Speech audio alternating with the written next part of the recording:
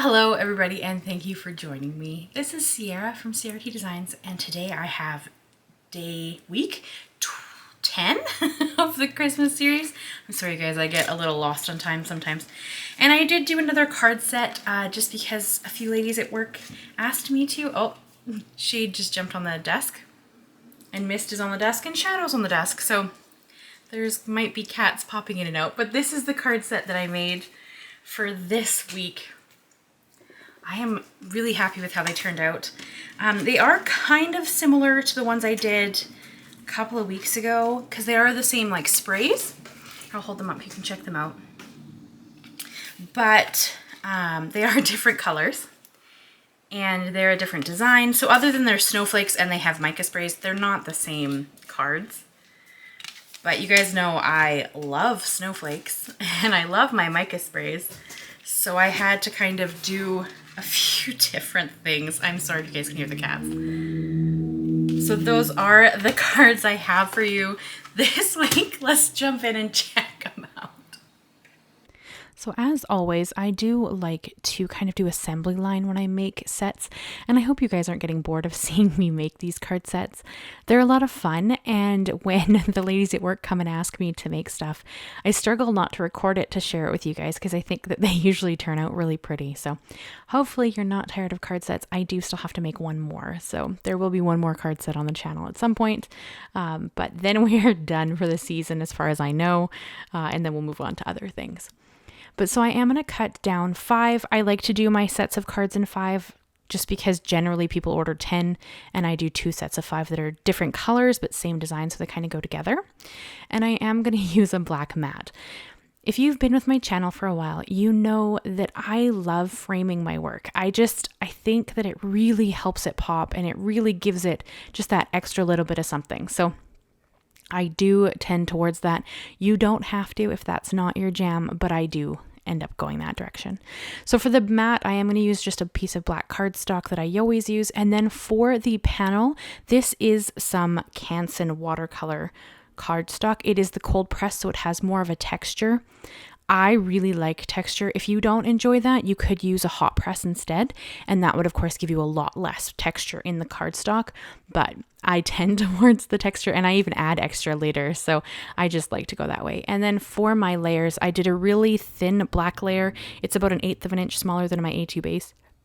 Excuse me. And then my watercolor cardstock is about 1/4 of an inch smaller than my A2 base. And then for the design, I'm going to bring in an Oxide and a Mica in each colorway. So the first one I'm doing here, it's a Pine Needles Oxide and Bubbling Cauldron Mica. And you can see that I use a little bit of water to get some movement, but I kind of do it in a bit of a halo around the cardstock. And I start with a base of the Oxide and then bring in the Mica over top. So this second one here is Kitsch Flamingo Oxide Spray, and then Sugary Gumdrop is over top. And then I'm going to create this same look. I want it to I don't want any color in the center. I want that to be just white, just because I thought it was kind of a neat look, and it's just different. So the next color I'm doing here is Speckled Egg Oxide and then Wonderland Mica. This one is Seedless Preserves Oxide and Ominous Twilight, which this ends up when it dries, because of course they're vastly more vibrant while they're wet, obviously, right? So when they dry, it just looks really neat. I love the colors of these ones. They turned out really interesting. And then my last color combo is Salvaged Patina Oxide and then Shiny Bauble over top. So you get that really pretty mica spray, but it's subtle because the Oxide also oxidizes and gives you that different interest as well. So there's a lot going on in these cards color-wise. I don't know if you get to see it all really well from the camera. Sadly, as always, I think these look better in person. That's just kind of standard every time I make cards, especially if they have any mica or glitter in them, just because you guys kind of don't get that same glitter the way that I do. So I do really wish sometimes that the camera just did them more justice than what they end up doing, but that's okay. I mean, at least we can record these on my phone, right? Like at the end of the day, I can't complain because it's pretty amazing that I can even do this. But yeah, so that is my 5 colorways. And then here you just see that I'm drying them. It's because I'm impatient. You could walk away and let them dry.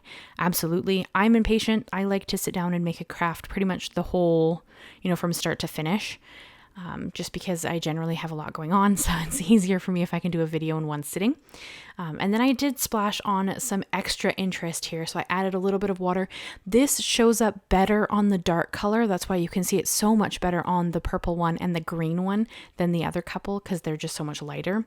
But there is a lot of interest in them, and there's a lot of texture going on. So it kind of, you could blot off when I added the water right there.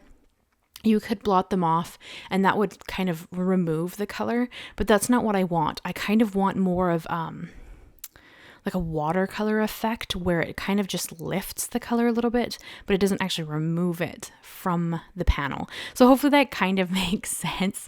I always hope that I'm explaining myself well when I kind of walk you guys through things. And I chose to use my Big Shot for this because I have a Simon Says Stamp embossing folder here. This is one of their 3D embossing. It is let me double check my notes. I believe it's this Filigree Snowflake. Yeah, the Filigree Snowflake embossing folder.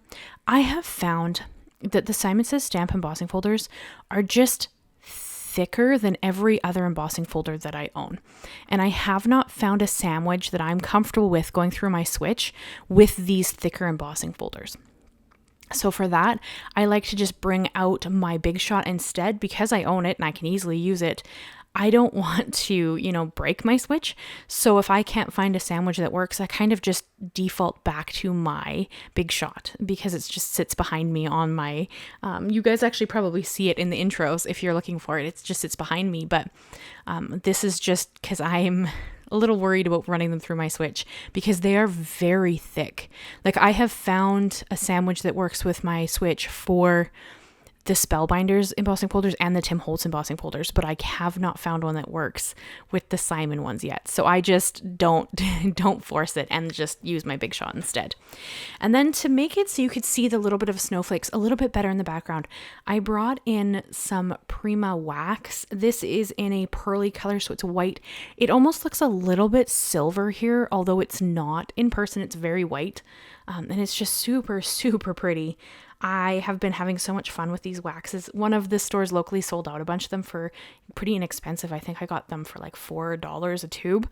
And so I went and bought like a whole bunch of colors and I want to bring them into the kind of ideas that I have for the new year. Because you guys know I want to do some bookbinding and some whatnot. So I'm really hoping to bring them in more into my crafting, but so far I have found limited reasons to use them, and usually stuff like this, like just adding some accents to the embossing is kind of what I lean towards.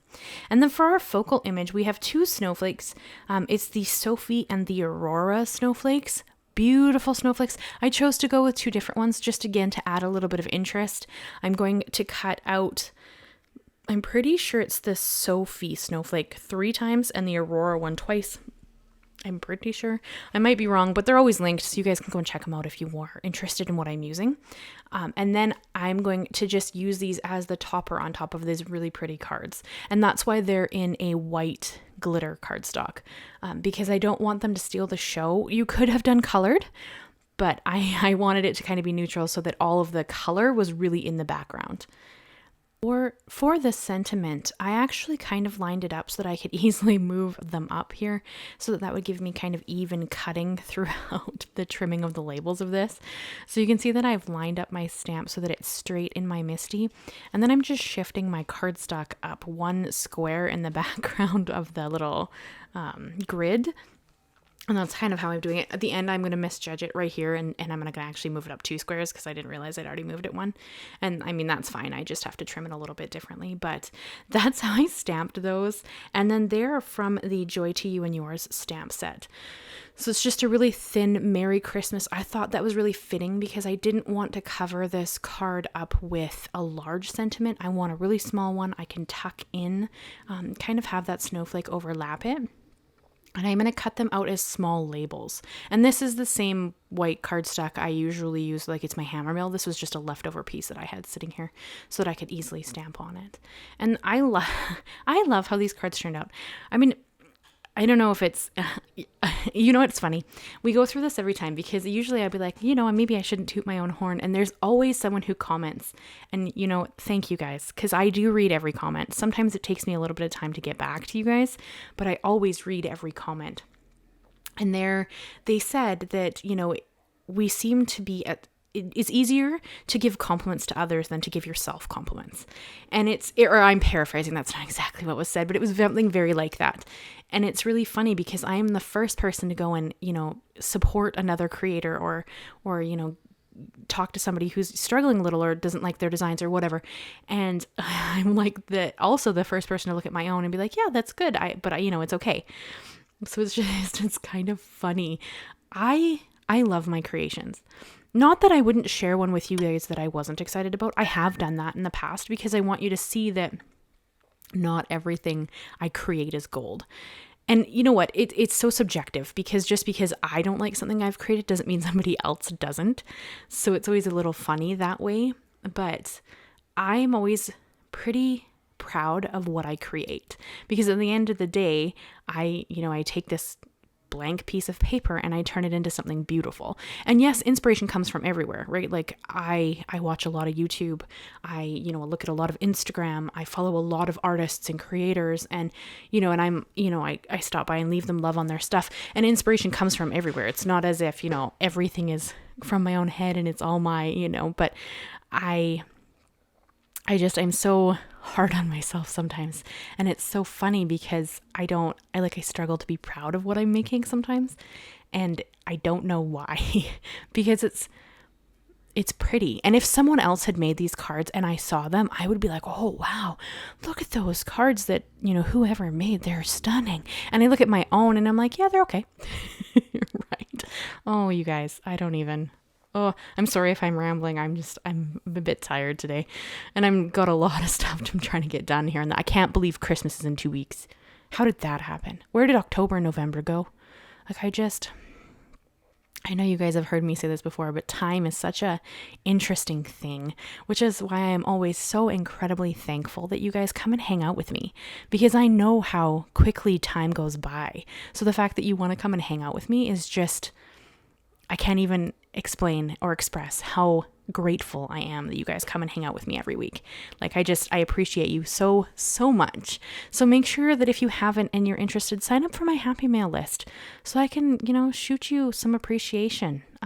That's the whole point of it. It's that I can send stuff out to you guys, you know, without having to kind of try to get an address and trying to chase somebody around, and I can just send something and be super excited that I've sent you something. So I did bring in some pearls for these cards. You guys know that I love pearls so much. So these honeybee ones just came out and I really wanted to try them. So they are like a sticky back pearl. And this sheet has many colors. This is the cool sheet. So it has white and gray and black and whatnot. And I actually ran out and had to bring in a couple of my own white pearls, but you can't tell. Even looking at these, I'm going to hold all 5 cards up so you can see the mica spray in the background. I bet you can't tell which pearls came off that sheet and which ones came out of my stash because I didn't show you. I actually had it in the footage and then I got rid of it because this video is already fairly long. So these are the cards I have for you guys today. Christmas is in 2 weeks. That is bananas, and I hope you've enjoyed them. I hope you will leave me a like, leave me a comment, and consider subscribing if you haven't already. I do new videos every Thursday and Monday, and I have some exciting stuff planned for 2024. I think we're gonna see how it comes together. That is the cards I have for you guys today. Thank you so much, and I will see you again very soon. Bye-bye for now.